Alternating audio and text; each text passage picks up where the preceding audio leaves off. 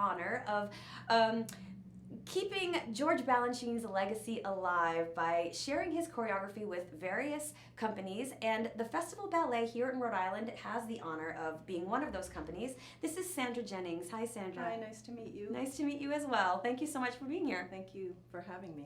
So this is a really amazing thing for Festival Ballet and for Rhode Island. We are one of two companies in New England who has this honor. So for anyone who may not know George Balanchine, if you are not dance savvy, he is an extremely famous choreographer and dancer who was sort of dubbed, you know, the creator of American ballet. Yes, he was. And you had the honor of actually being one of his dancers and dancing with him. What was that experience like? Did you know that you were dancing with a living legend at the time? Well, sort of a long story, but when I was a little girl, my mom took me to see the New York City Ballet. I was 10 years old, and I said to my mom, I want to dance for the person that made these ballets, and that's how I found out about George Balanchine. I knew right away what a genius he was and that I had to do his work. So I made it my goal to get to New York to his School of American Ballet so that I could dance with him. I knew what a genius he was. I think that I would never have known how important he was going to be to my life at that time. Yeah, this has turned into now a lifelong process for you as a dancer and choreographer and teacher, that you now have the honor of being part of the George Balanchine Trust, Yes. using his choreography, teaching his choreography, and making sure that the dancers who are doing it are staying true to his Yes. intentions. His intentions, exactly. Yeah, Yes. so how has that been now after his death, and you are taking part in preserving his legacy, really? Well, I have been doing this a long time. I stopped dancing rather young for a number of personal reasons, and I was lucky enough to have Patricia McBride and Jean-Pierre Bonfou, who were very famous dancers with New York City Ballet, start me staging. And this was actually before the Balanchine Trust had been formed. It was formed a few years after his death. So he died in 1983, and I started staging his works in 1985. So that was a while ago. But I started slowly. I did one work one summer, and I did a couple the next summer, and I found that I was actually good at it, and I remembered the work. And when the Balanchine Trust was formed, I started doing a little here and there. At that time, my son was very young, so I was a young mother. But eventually I worked at Pennsylvania Ballet, and when I was there as ballet master, I ended up staging over 35 ballets of Mr. Balanchine's. Wow. So and then I worked for San Francisco Ballet, where I continued staging, and shortly after I left, well, before I left, actually, I became a full-time repetitor with the George Balanchine Trust, which would have been 2006. So, and now I travel all over the world staging his works, and Wow. I just have to say that I'm so happy to be here in Providence. I love the company here. Oh, great. It Come a is- little closer to me, just so we can. Yeah. Thank you so much. Yeah, Okay. I'm sorry. No. It's a real jewel in the crown here, and I hope that people get to see the performances here, because it's a great company. And actually, it's not easy to get a Balanchine Ballet. You have to go through a whole process. Right. And Festival Ballet has been doing them for many years, and I think that's because of the leadership of the company, of Misha Zurich, and also the fine dancing. I often speak with the people who run the Balanchine Trust about this company, and everyone is always so sort of amazed at such a small company being able to produce the ballet so beautifully. That's So, wonderful. Yeah, I love coming here. Well, we love having you. Thank you. So the show that you came for is it's this weekend, 9th through the 11th. It's called Director's Choice. There are 3 different pieces, one of them being Rubies, which is the George Balanchine piece that you set for them. What can you tell us about Rubies, the piece? Well, Rubies is actually a part of a trilogy. It's a ballet that George Balanchine created in 1967, I believe, and it's called Jewels. And there are 3 different sections of Jewels. The opening section is Emeralds, which is to music by Fauré, and it's French, and it was done for a French ballerina, Violette Verdi. And then the second ballet is Rubies, which is the one we're doing. And that was to Stravinsky music, and it has a very sort of American jazzy style. It was Edward Villela, who was a great ballet star in the 1960s. He actually, I think he really changed the way that Americans looked at male dancers, because he was such a guy. He had Very been athletic. Oh yeah, he'd been a boxer, Right. and he had this phenomenal jump, and he could jump like over 5 feet up, and Crazy. so Balanchine created this for he and Patricia McBride, and she was like the all-American. She always says I was his showgirl. You know, she was so gorgeous, and so he's kind of like a jockey, and he's doing all these steps, sort of showing off for her, and she does all these long leggy steps, and there's wonderful patterns with the corps de ballet. They create like patterns where they look like jewels, and the movement is all jazzy, which means you have a lot of hip movement. I know you can't really see what I'm doing, but there's We get the idea. And there's all these jazzy arms, and it has a real American flavor. And then the last ballet was Diamonds, which he did for the great Suzanne Farrell and Jacques d'Amboise, who were like our 2 iconic dancers of the company, and that was to Tchaikovsky music. So we're doing the centerpiece of the ballet, and it has such an American feel to it, even though Stravinsky was Russian and Balanchine was Russian, but they loved America. Balanchine, I actually was at a talk last night in New York where Edward Villela, Jacques d'Amboise, and Arthur Mitchell, who founded Dance Theater of Harlem, he was the first African-American dancer that danced with the New York City Ballet, and Balanchine created a lot of roles for him, 3 amazing, great men.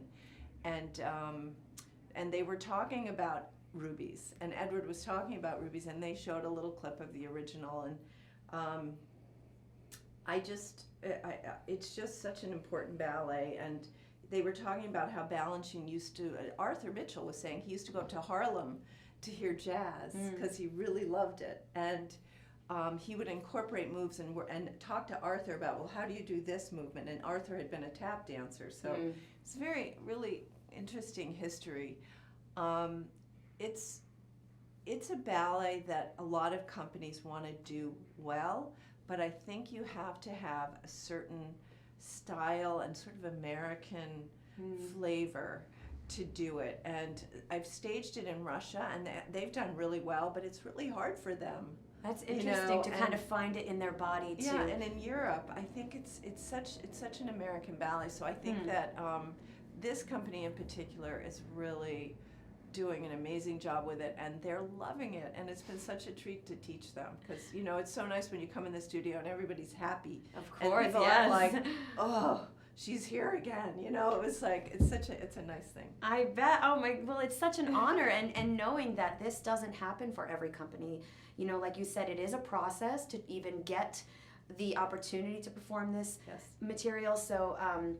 Yeah, I'm sure they're all extremely honored to be a part of it, and the choreography is amazing. I saw a little clip of it, and very interesting, very stylized. Yeah, and stylized, geometrical. There's first of all, it's Stravinsky music, which is very complex, and they actually have to learn. We have to learn the ballet with counts, because you actually can start to hear the ballet, but when you're teaching it and learning it, you need counts, and certain steps are on a certain count. And especially for the corps, because they have to be together, they have to arrive at the same time. And Balanchine was such a genius with music, and I would say, he was not just the most important choreographer of the 20th century. I'd say he was the most important choreographer of all time. He was so prolific. Before him was, of course, Petipa, who was a great choreographer from the 19th century. But what's interesting about Balanchine is he didn't think about the future. He really lived in the moment, and he never really thought about his ballets going on, and yet I can't tell you how many companies are dancing these ballets. And but this particular ballet has not been done in this area for a while. I staged Jules at Boston Ballet, and I think it was at least 5 years ago. Wow. So it's really wonderful that Rubies is getting done again, because it needs to be performed in order to have a life. And so I'm thrilled that they're doing it. Yeah, it sounds like a wonderful program. Obviously, this piece sounds like a real treat for the audience to be able to see. I think everyone will love it. That curtain goes up, and you see all the gorgeous girls in their red little costumes, and the men are beautiful, handsome men, and it's very masculine and sexy for the women, but fun sexy, nothing provocative. Right. It's nice. What do you feel is the most important thing, if you can sort of narrow it down to one thing? I'm sure there are a lot of things that is specific to Balanchine's style that you feel strongly about preserving. Well, there's so many things, but I want to bring up, Jacques d'Amboise told this story last night, and in describing Balanchine, and I think it really does describe him, because each of the men talked about this, and he said, if you met Balanchine and he knew you, say he was having a wonderful dinner, and he was sitting at the table with his friends, and you'd come in the room, and you might say, "Hello, Mr. B," or "Hello, Mr. Balanchine," and he would get up. He never sat. He always got up to shake your hand, and, "Oh, dear, how are you?" And he wouldn't say, "Why don't you join us?" He would get a chair and say, "Please let me get the chair so that you could join us." He was about manners, and it's like from another time, because he was born in 1904. He would talk to the men how you offer your hand, and the girls how they take the hand. And you can see that when you watch a Balanchine ballet. There's a definite sense of another time, a style, a way of behaving with each other. He was a real, true gentleman, and you see it in his ballets. Yeah, and that's, I think, I always, when I see men like over partnering, or like they take the girl, I'm like, no, offer the hand, and then she takes. And that's a real iconic feature of Balanchine's work. There's a ballet called Agon, which is also Stravinsky, which he did in the 1950s, with a famous pas de deux for Tanaquil Leclerc and for Diana Adams and Arthur Mitchell. It was the first time that a black man and a white woman danced together. It was really a big deal. Wow. But the music was incredible. But Balanchine's wife, Tanaquil, had just contracted polio, and she was in a wheelchair. And he was having to manipulate her body in a certain way. And when you see this pas de deux, you see that kind of how he used what was happening in his life. And it's the same kind of thing with how you'll see even in Rubies, how they take each other. He really was so aware of those kind of details, and I think it's really important that when we pass the ballets down, that we talk about that and remind the dancers. So it's just that extra element that really makes it genuine to what he was trying to do. And of course, the musicality, the speed, the energy, and bringing yourself to the performance. Each person brings themselves. No one has to be somebody else, which I think is really great. It sounds so beautiful, and again, I feel Rhode Island is so fortunate to have this opportunity. Festival Ballet, wonderful company, and the program is called Director's Choice. It is this weekend, February 9th through 11th. There'll be more information at golocalprov.com for tickets and other performances in the program. Sandra, thank you so much for being here. It was wonderful talking to you. Yeah, and the rest of the program is terrific. Yes, there's other exclusive. Chris Wheeldon's The Americans it's like seeing a Carousel or some romantic Broadway show. And it's The Soldier's Tale. Yes, and The Soldier's Tale, which is a world premiere performance. Also right here in Rhode Island. Yes. Yeah. It sounds truly wonderful. So definitely go check it out if you can. And thank you again, Sandra. We're going to take another quick pause to set up for the next guest. Stick around. All right.